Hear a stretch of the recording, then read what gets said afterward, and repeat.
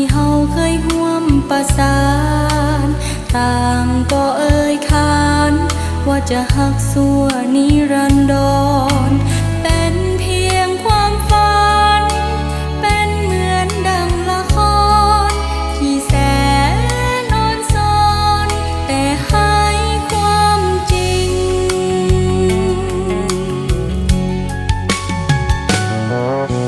คิดทั้งภาพที่เฮาเคยร่วมหักกันต่างก็สุขสันต์บ่เคยคิดว่าจะซ้ำตรง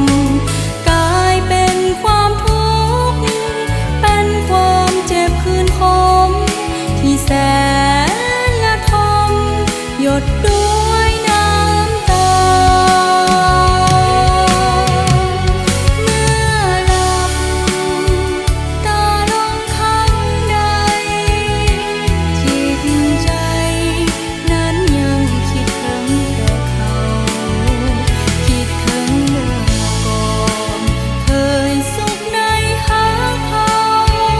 บัดนี้เงียบเหงาเป็นเพียงภาพแห่งความหลัง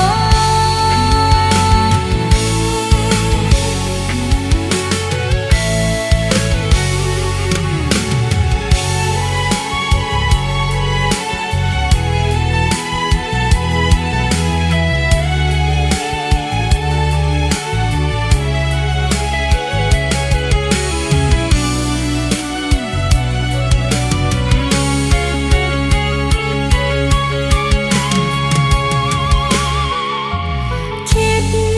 ทั้งภาพที่เฮาเคยร่วมหักกันต่างก็สุขสันต์บ่เคยคิดว่าจะซ้ำตรง